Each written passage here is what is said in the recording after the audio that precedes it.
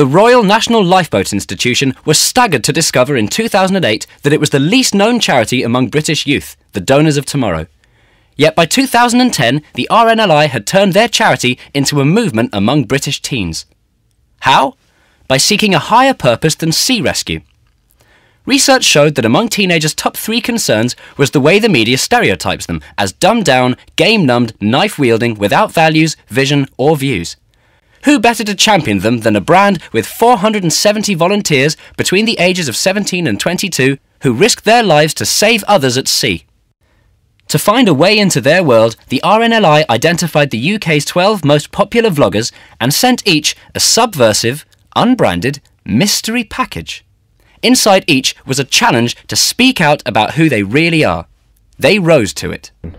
Something that always gets me really wound up, how teenagers just automatically, because you're young, you're put down. We're just being bombarded from every angle with like negative news. We're not all like that, I promise. They also rewrote the headlines of their generation, even created an anthem to be remembered by.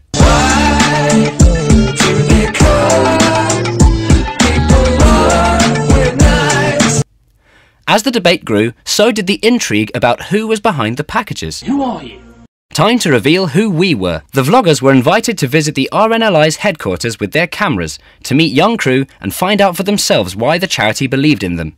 The videos they made were more powerful than any we could have. Within months, a staggering 11% of 15 to 20-year-olds in the UK were aware of the RNLI. But how could they turn awareness to active support? By inspiring the vloggers to do something only their generation could: reinvent the fundraising model for the social era. Of course, they had no money, so they donated their time, digital savvy, and vast networks of friends. Okay, maybe we should think bigger. Their first shout was to big business.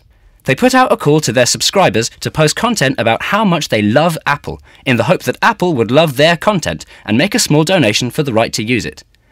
YouTubers posted an hour's worth of content, and the vloggers delivered it to Apple's HQ, even played a pop-up gig on the street below, asking for their support. They didn't get it. And so, they learnt their first lesson in fundraising.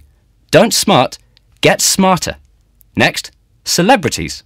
Used to living their lives openly online, the vloggers asked celebs to do for charity what they hadn't done before: donate a secret. This time, stars of sport, music, TV, even Hollywood responded, donating their secrets to be sold online, with every penny going to the RNLI. Onto that well-trodden ground, live events. But not for them the old fete or bake sale. Instead, they organised a gathering at the end of a pier, featuring musicians who'd auditioned on YouTube selling their CD and putting out a call for donations in an 8-hour gig live-streamed to the world. 3 years after those 12 handmade mystery packages mailed, young RNLI supporters had created the #1 most viewed videos in 7 countries, lobbied big business, appealed to celebs, pulled off live events, and got 1.5 million responses from young people who'd by now grown up with the RNLI, even though they'd grown away from so many other brands of their childhood. The RNLI's donors of tomorrow had made the cause their own.